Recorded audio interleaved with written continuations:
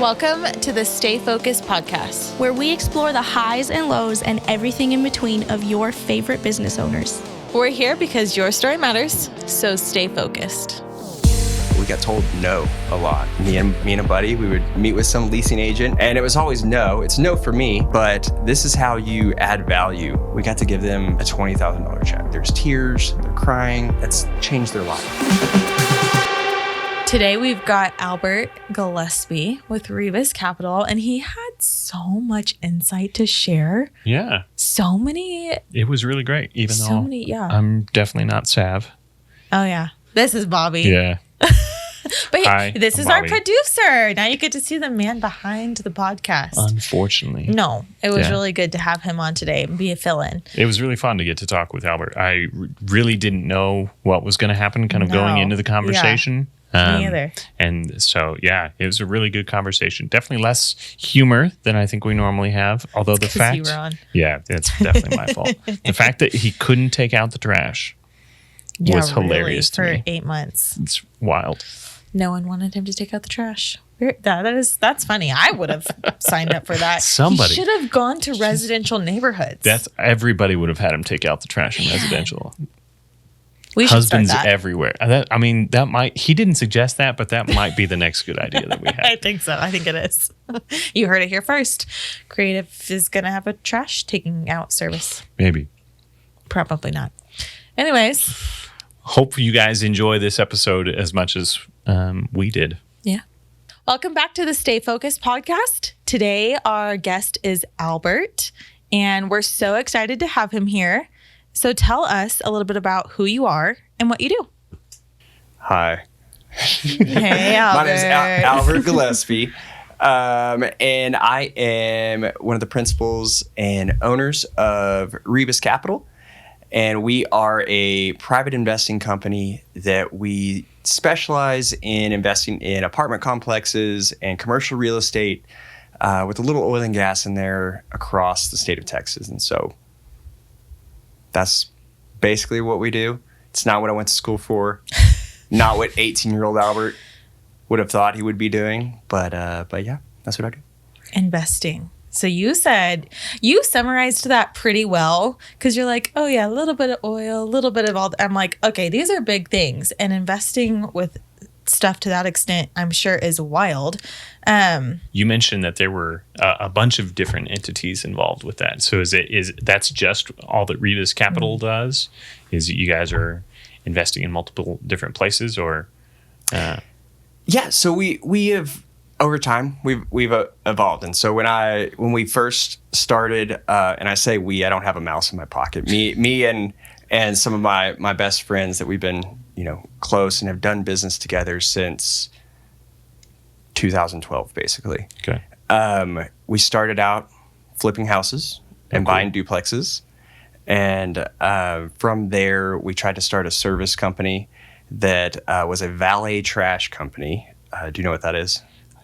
Valet trash does not sound like two words that are usually put together. No. It's at that time was a lot more common in some of the bigger cities. Okay. But basically, you have think of a student housing apartment complex, and there are these two big towers, and to the side of that is a parking garage, and in the dark, dim lit corner of that parking garage is a dumpster, and they expect some 19-year-old girl at 10 o'clock at night to take her trash from the top floor over here down over there.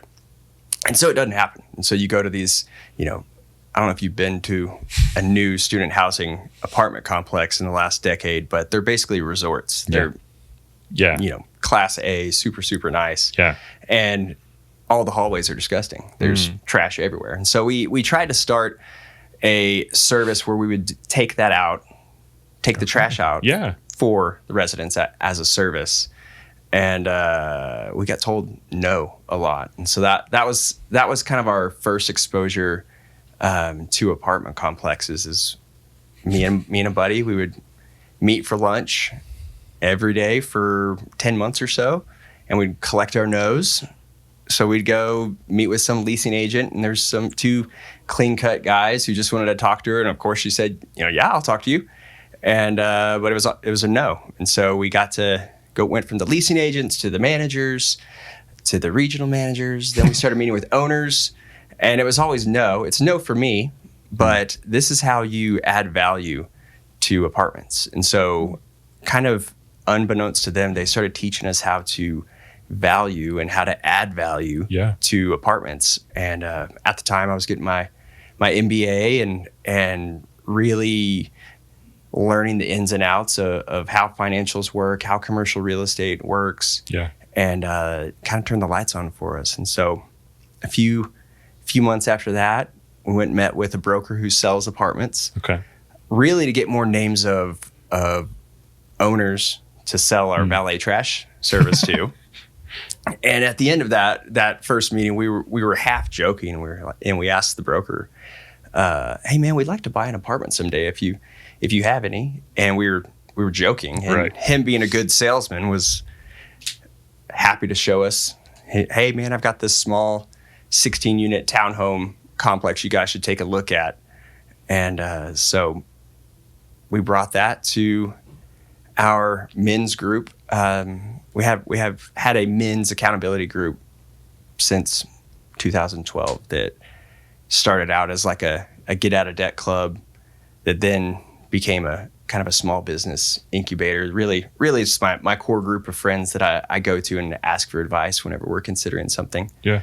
And so we brought that to them, and all of them were, "No, don't do that. That's crazy. Y'all are flipping houses. Chip and Joanna do that. People understand that. That sounds too risky." Except for one of them, who's he owned a gym and he was a personal trainer, and he had some wealthy clients that he said, "Man, I've got some oil and gas clients, and they've got a private jet, so I think they have money. Maybe they could invest in this."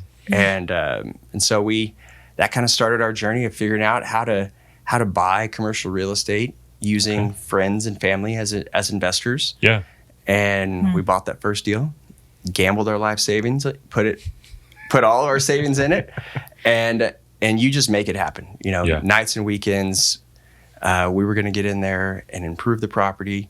We sold it 13 months later and doubled everybody's money. And then your brain is just like, okay, that worked. Yeah. And prior to that, I couldn't fathom.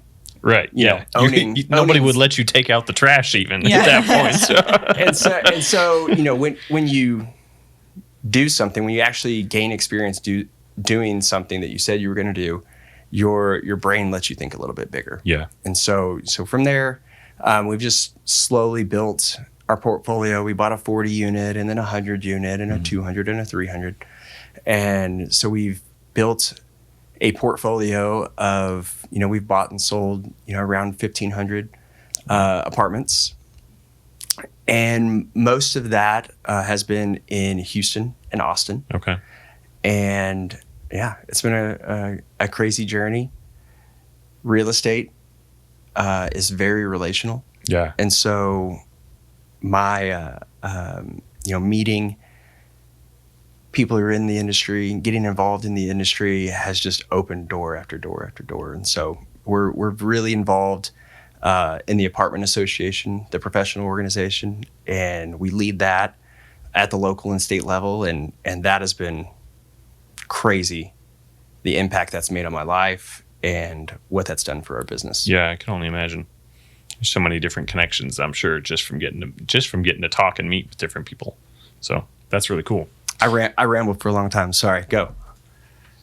You talked about the beginning stages of this and getting investors at first, which is not taught and coached on Instagram, or you're, or at least not well on Instagram. Buying real estate 101. All these 21-year-olds are like, "Hey, yeah, do this, but go get a loan from a bank." What made you be like, "No, we're not going to go use our own money and get a loan from a bank"?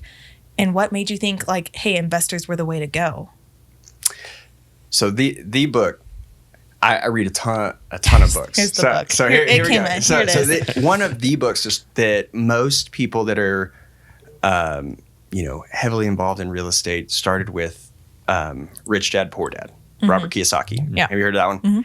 And he talks all about, using other people's money, but also whenever you think about buying something, it's not, I can't afford that. It's how can I afford that? And so not letting your brain off the hook and thinking creatively, that is a strength of, my core group of friends is, you get enough of us in a room, talking and bouncing ideas back and forth, we're going to find something creative and a creative way to structure things. So, yeah. And I mean, you mentioned Instagram, how to do this 101. There's so much bad, and there's so much, there's really a lot of bad advice. Of regulations and ways to get in trouble and things you can and can't say. Manipulating the system. That all of that starts with getting a good attorney.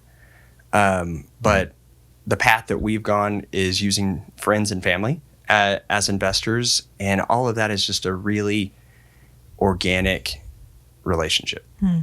And it's not, I'm not going to go meet somebody at coffee today and, ask for an investment.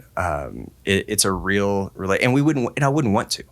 We're in our mid 30s. We want to do this a long time. We want to do this with people who share our values and will be our friends and in a relationship with us, for the rest of the time. And so really the spirit of that is like, if we're going to do this and we're going to succeed, I want to bring all of our friends in our community with us, alongside of us. And so, a lot of that is legacy and the impact and so many of the things that really, when stuff's hard, that's inspires you of, these people are counting on me, my friends and my family. Yeah. It's not just me. It's not just my partners. It definitely it's our holds community. You accountable too. I just think it's fascinating to hear you say that, because I didn't know how you got started and I didn't know how you came into this. And, usually people in their mid 30s, which you've been successful for a very long time. So, I mean, let's say, was it your mid 20s when you kind of started this? That is so unheard of, especially now everyone wants to do it the easy way. So they do go to a bank, and banks usually reject them because it's terrible ideas, or you don't have the credit or whatever it is. Well, you go try and do it anyways, and they're in debt for years and years and years and years and years. I'm shocked that you definitely have the business owner, entrepreneur mindset, because you initially thought of a different way to do things from the very beginning.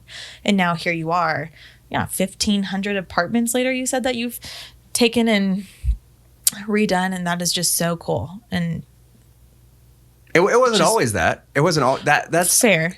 That is a muscle that I feel like you grow. That we talk. Prior to this, I worked for a medical device company for 11 years, and I started when I was in college. It's like, what is the math on that? I'm not understanding. No, from the womb. I started working for a medical device company that being in that industry, there's so much regulations, and it's so it has to be so conservative. So much so that a lot of that is kind of restricting, or it is restricting. Yeah.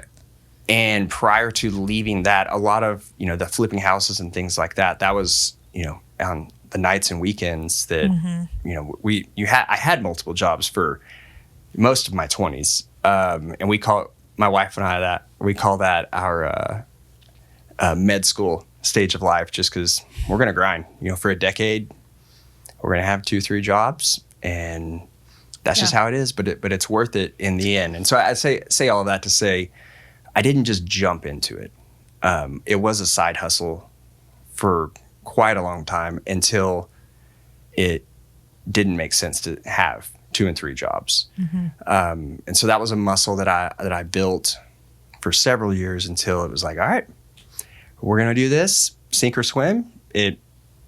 It makes financial sense for us, and we're taking a calculated risk to go out on our own and do this. And at the same time, learning from those who have gone before us. And so having friends and family investors, most of those are successful business owners. And so I'm constantly meeting and talking to people who know what they're doing. Mm-hmm. They've seen it a time or two. And because there's real relationship, there's conversations all the time. I'm constantly learning from these people, and I, I'll take all I can get, because I don't want to make, I want to make fewer mistakes, and I want to be able to make as big of an impact as I can. And, I just feel that it's being a good steward of the circumstance that I've been placed in to pursue those conversations intentionally, constantly, and learn from them. Talk to me about how your company works. Like, are your investors do they have part ownership of your company? How does that work? Or do you consider your investors clients? Like, tell me a little bit about that. So each property that we buy, we form a separate entity, and it's called a single purpose entity. And that entity's single purpose is to own that asset. And so from there, we will basically raise investor money to own that asset. And so that they own shares of that entity that owns that asset. Interesting. Okay. Does that make sense? Yes. So that they don't own, the mothership company that we work for in our building, but each asset, they own a piece of each asset. Now, do you have like the same investors to pull from? Like, do you have your same like 5, 6 guys that are like, oh, I'm in on every single thing you do? Or are you, obviously you're constantly looking for new investors and stuff, but what does that look like? Do you have your same preferred people who are along into every single thing that you and your team are setting out to go do and buy?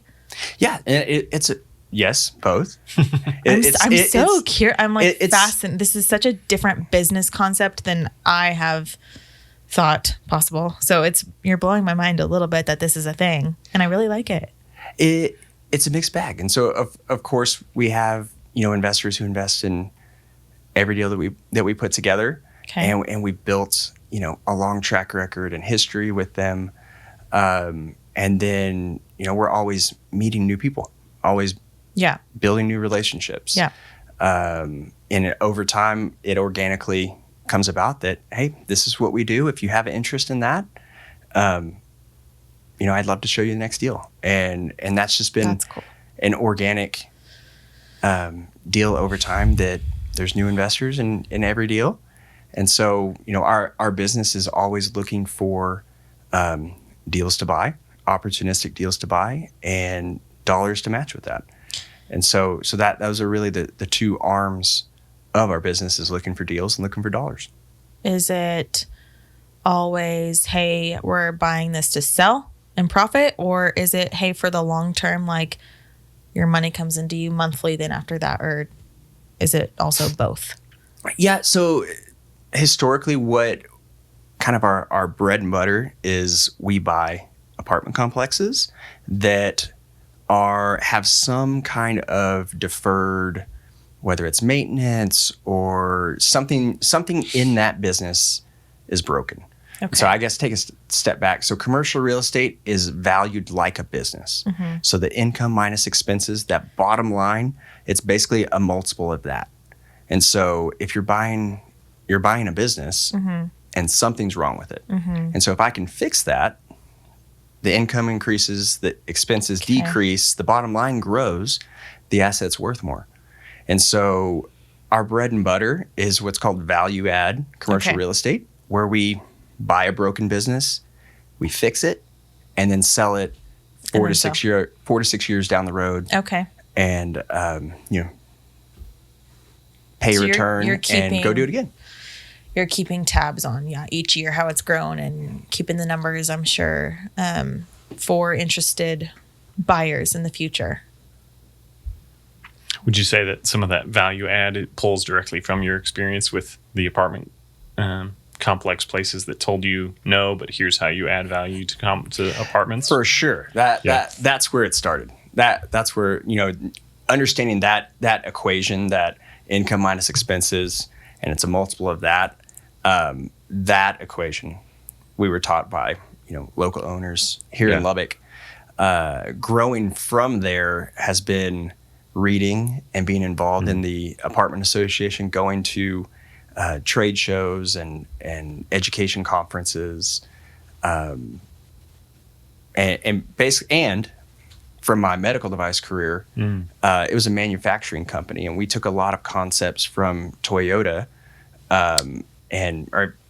they have a constant, never-ending improvement acronym. Yeah, Toyota used Kaizen, which is a Japanese term for great change, constant improvement. Yeah, and so really, that's just been a part of my DNA of whatever we're going to do, we're going to constantly improve. And so we make our way down every line item in your profit and loss. And okay, how can we make this better? Yeah. Who's an expert? It might be a different industry, who maybe oil and gas handles shipping and logistics differently than we do, or trying to cross apply from different sectors. Yeah. And so that's really where I thrive, and I love to figure out how can we make this better. You're problem solving constantly. Yeah. It sounds kind of, based off of what you were saying, flipping houses and then stuff, but it sounds like you were kind of always doing that, like even from a young age. Is that true? Well, my family, I come from a family of entrepreneurs, a family of trades. My dad was a plumber. Okay.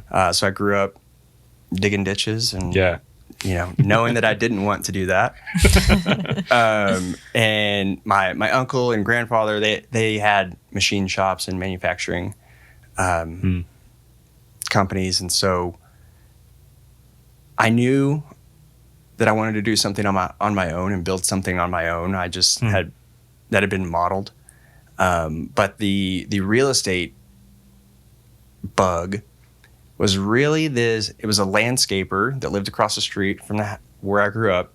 And he was a landscaper, like mowed yards for a living, constantly covered in grass, dirty, just a hardworking dude. Yeah. But he owned 100 rental houses. Wow. And as like a young kid, I'm like helping him load equipment in my front yard, and to hear that blew my mind, and I couldn't fathom what that even meant.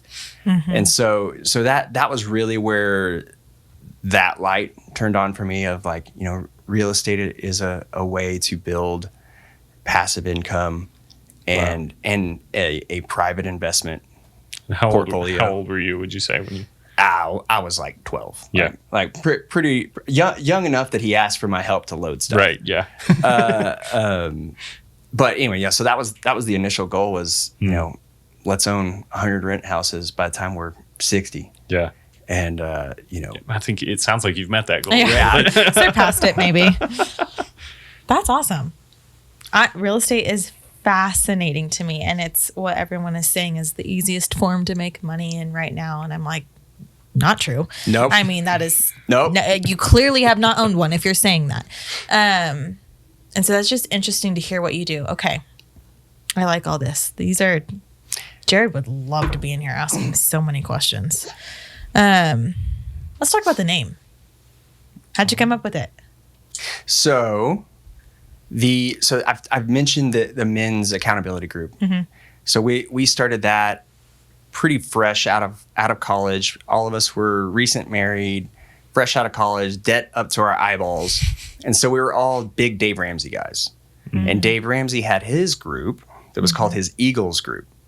And he had a cheesy radio tagline, I want to soar with eagles instead of flock with turkeys. And so we stole that. So our men's mastermind group is called our Eagles group, and we've met in some form since 2012. Wow. Rebus means soar in Latin. Okay. And our logo is an eagle made out of an R and a C. And so that's where the name came from. We want to soar with eagles. Really, it's all about being intentional with, the people you spend the most time with. But yeah, that's where the name came from. I didn't see that one coming. Yeah, no kidding. I don't have a comment on that. No flocking with turkeys. Right? No. So you said that this definitely wasn't the path that you envisioned yourself going on, even as an 18-year-old. So what where do you think, outside of seeing your family and things like that, do you think that was most of where the drive to even be your own business owner came from, was just that you saw your family around, or was there something that is I know for a lot of people, sometimes that's almost why they turn away, is that I don't want to do what my family has done. I want to build my own thing. I've always been a high performer of good, bad, and indifferent. I'm not great with feelings. I'm not great, relationally. Like there's some left to be had. But growing up working, we just worked a lot. Yeah. Nights and weekends, like my dad owned his own business. Like, yeah, we had stuff to do. And so I always enjoyed that, and working for others, being a high performer, there's only so much of a reward that you can get working for someone else. Yeah. And so really just being able to, have the open-ended result of, I'm going to go in and put this amount of work, this amount of effort over this many years, and I can grow that as big as I can, or as big as I want. And really, I think that motivation of wanting to be able to benefit from the fruits of my labors directly. Yeah. That Pushing makes towards a lot that. of sense. Yeah. Was there? I don't want to jump in on any question that you might have here. Not right now. Okay. All right. Were there? You had you're a high performer. You guys are looking at different stuff. We're talking about you and your buddy flipping houses and then trying to sell trash. Were there times in there where it was like, maybe I would rather just work for somebody else than just get all of these no's and, have to work weekends and 2 or 3 jobs? I mean, I know you said that y'all were, you kind of had the idea of it being a grind era. But were there times when you were like, maybe this isn't what I wanted to do? It's every day. Yeah. I mean, at least every week. Yeah. That it's from like working for yourself, being an entrepreneur is romanticized so much, especially on social media. You have like the Gary V's and the Grant Cardones of the world that like romanticize this terrible work-life balance that, it's pretty gross. Yeah. And it's hard. It is way harder than anyone tells you it's going to be. It takes way more time.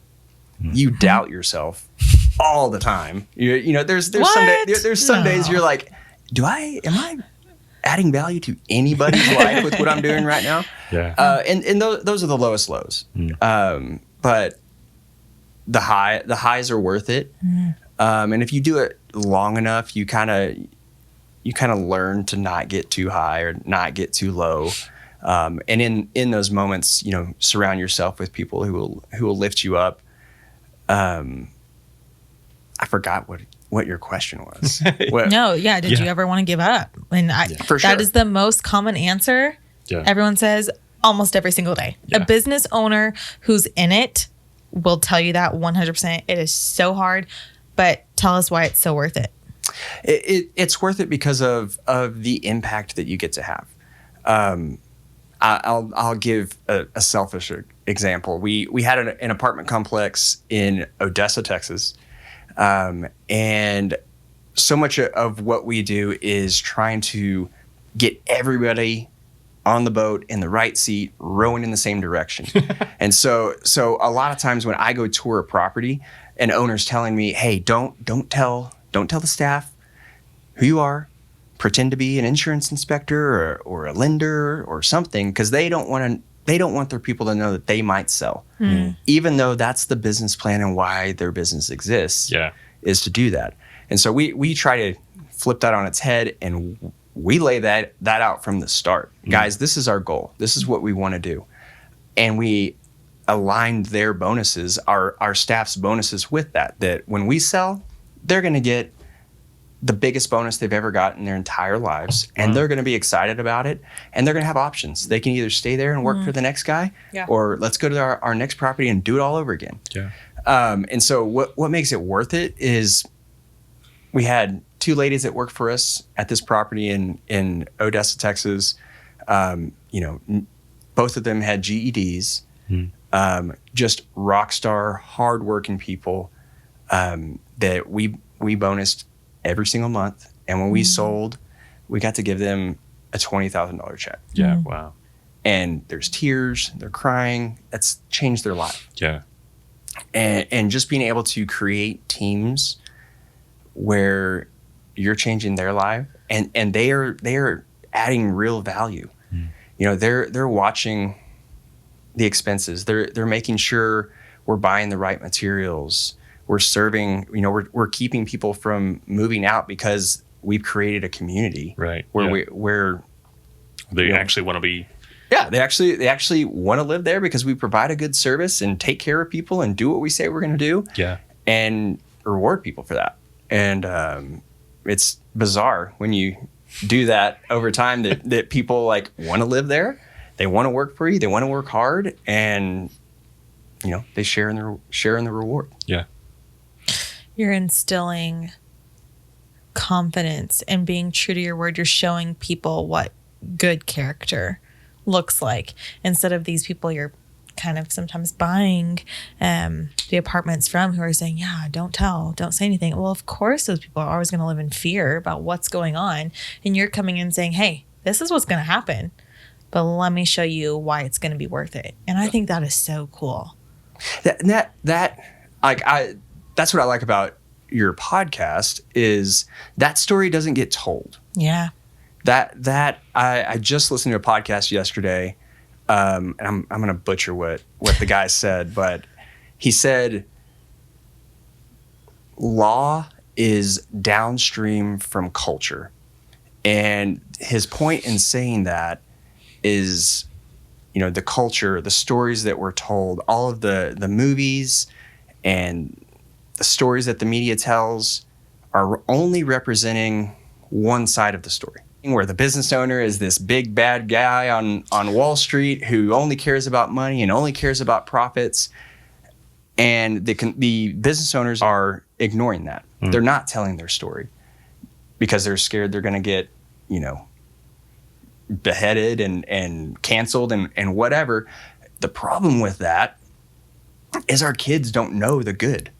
Our kids don't know how impactful it is to show up and provide a good service, to provide housing. I mean, you talk about a terrible PR job, landlords. Anyone I talk to is like, oh, the big bad landlords. Yeah. And they don't hear the story of how we care for people, how we, strategically can implement a cable and internet package on a property that now someone's internet and cable that used to cost them $200 now costs them $70. Yeah.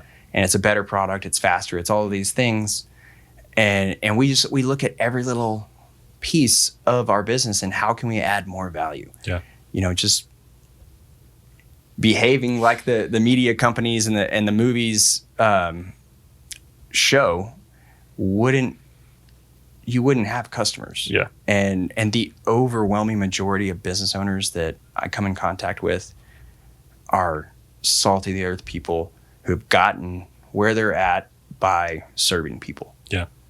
And at least effectively. I think there definitely can be moments and times where people get into positions without being really deserving of it or without serving people well, but they're usually not there for long. There are bad actors, and when they're exposed, their time's not long.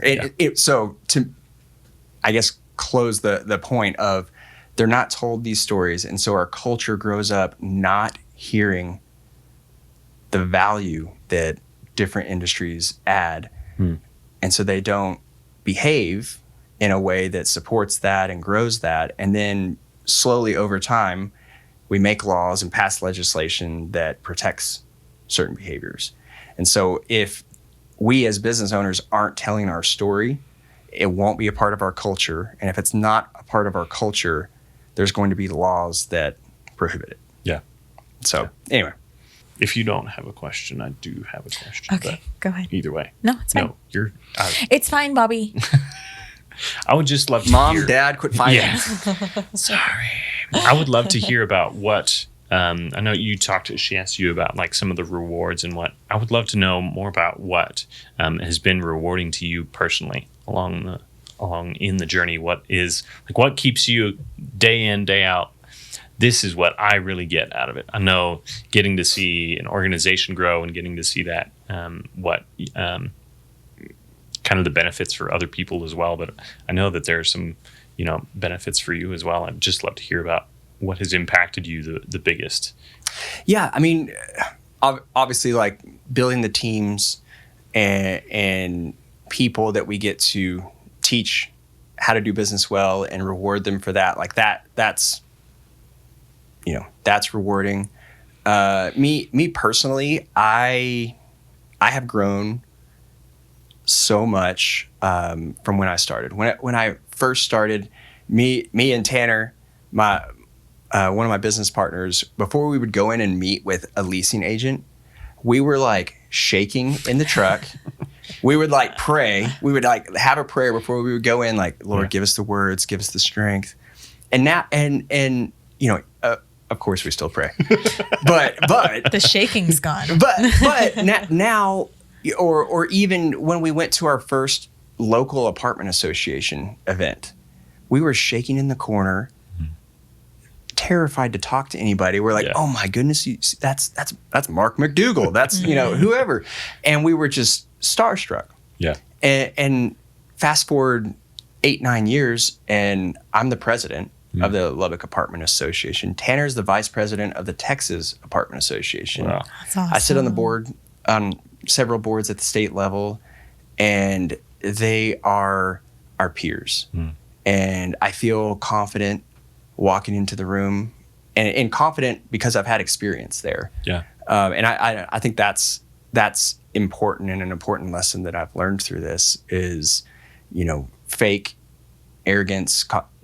Arrogance is fake confidence, and real confidence comes from experience and competency. Mm-hmm. And so having experience, gaining competency, speaking in front of thousands of people or whatever, you do that enough, and, it will always be nerve-wracking. Right. You will always, have nerves, but there's confidence there.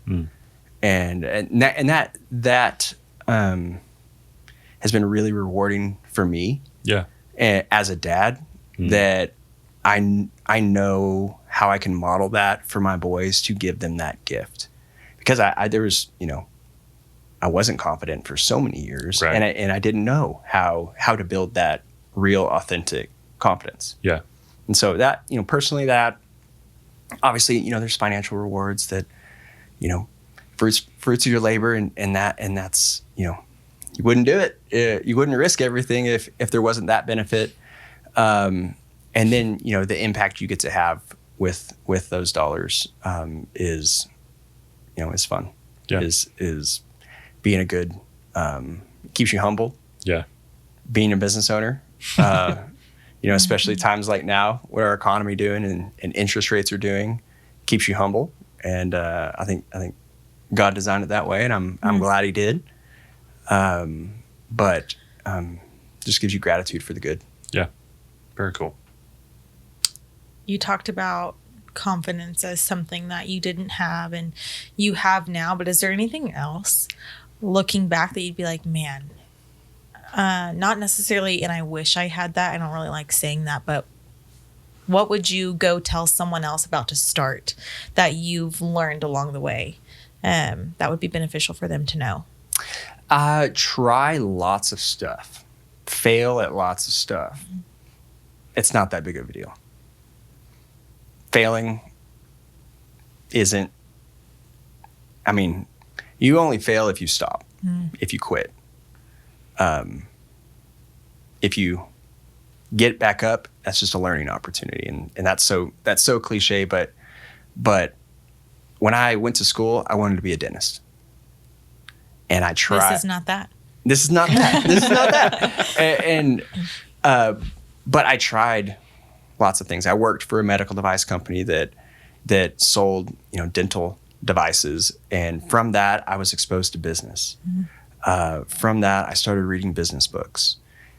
From that, I started, several different businesses, just trying stuff. And so I would tell, what I wish I could tell myself then was like, try lots of things.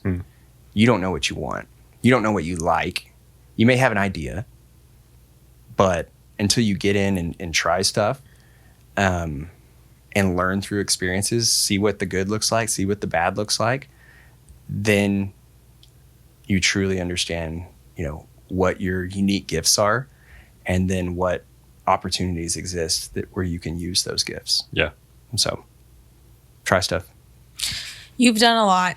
I would say you've made it big time already, and it's going to be fun to watch and see where you guys are at in 10 years from now. It's going to be things that I didn't even think existed, careers. Like you're explaining certain careers that I'm like, what? Like I didn't know that there's opportunity to make money in what you're doing. In all the years you've been doing this, in all the different avenues you're in, what has surprised you the most?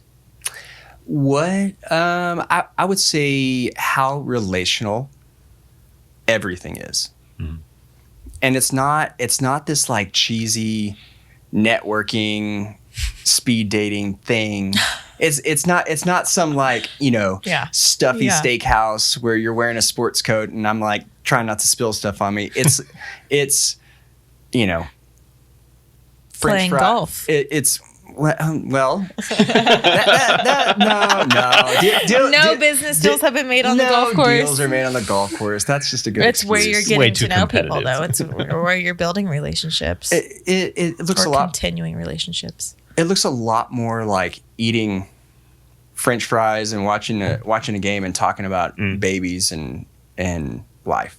Yeah, and that building real relationships with people that you get to see their heart and you get to see, the real person, and you care about them and they care about you.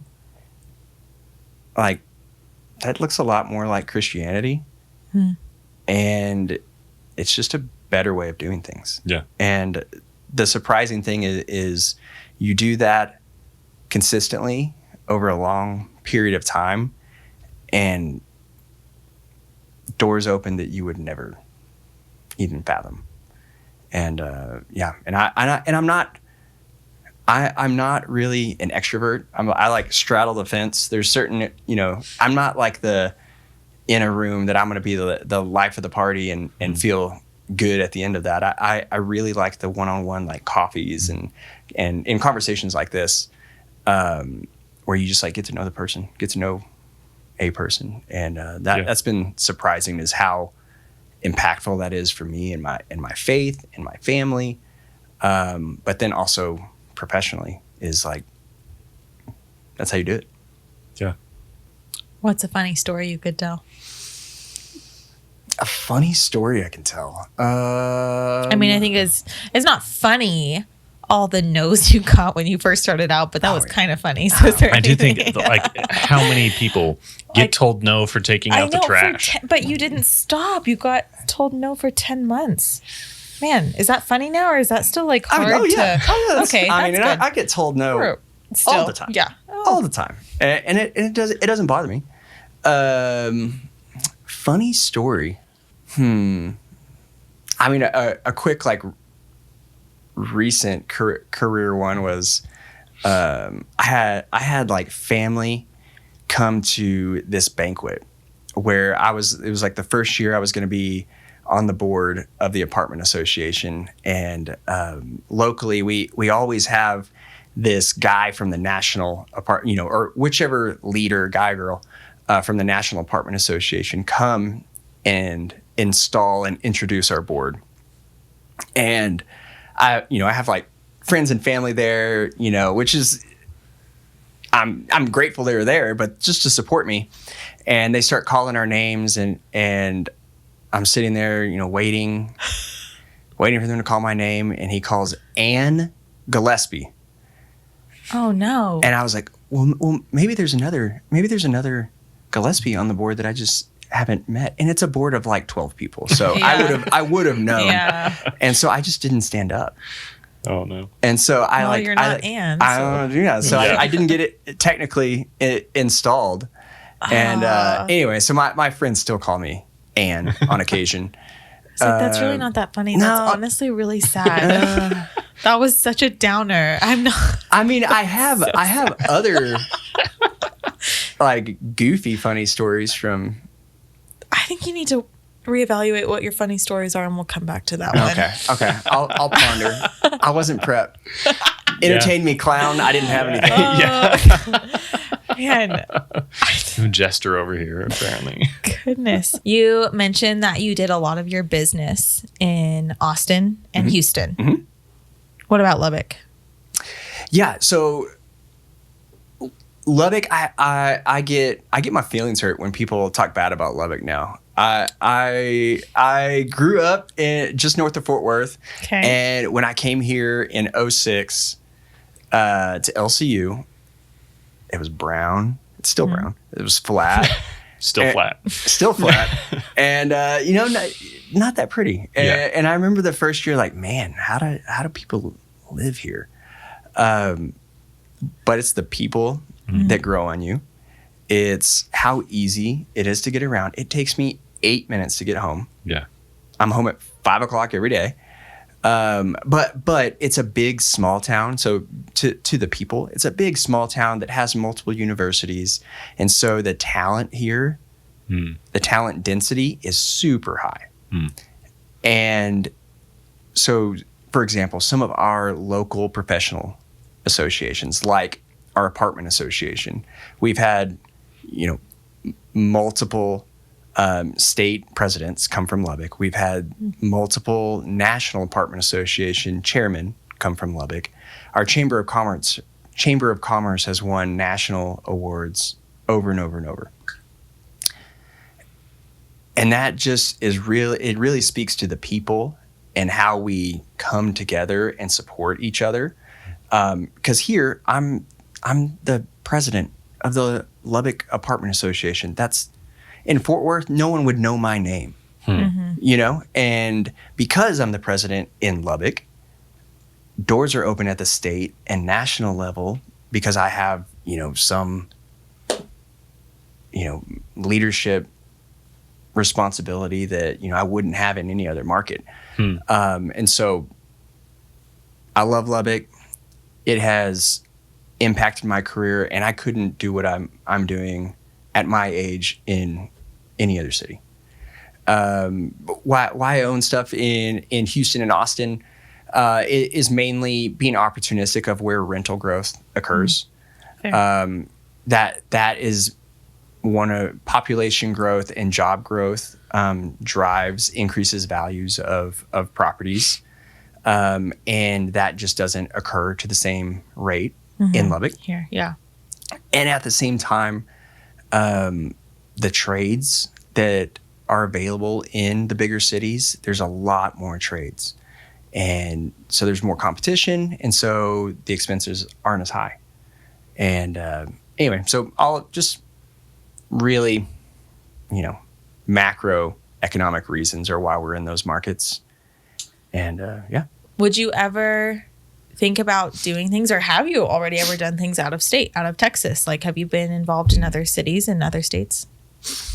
It would be Texas is, especially the Texas Triangle, Dallas, Fort Worth, down to San Antonio, over to Houston. Yeah, tri-state area. Yep. That is probably the most, the highest growth area globally and the healthiest economy area globally, and will be for quite some time. And also, Texas is super business friendly. There's a lot of other states that aren't. I saw the other day like a stat, like, aren't we like the 8th? We could be the 8th wealthiest country in the world. That's what it is. Just Texas, though. Yeah. No, that going out of Texas, it would have to be a super unique opportunity. And then talk about landlord laws, there are crazy, craziness. Mm-hmm. California's a real fun one. Yeah, those poor guys over there. And so, it would have to be the right situation, but there's a lot of opportunity in Texas. Cool. And I want to pour into my community so that continues to be so. That's awesome. So Albert, yes, people wanted to get in contact with you and do business ventures with you, or just simply find and get to know more about you and what you do. Where can they find you? I maintain a book blog and at albertgillispie.com. You can get in touch with me there. It has my email and my phone number, and you can kind of follow along with what I have going on, what I'm learning about. That would be the best way. Cool. Go to my website. Find all the socials there too. Okay, awesome. Thanks for listening to this episode of the Stay Focused podcast. You can find us on YouTube or anywhere where you listen to podcasts. Make sure you follow us on Instagram at stayfocused.creative. And remember that your story matters, so stay focused.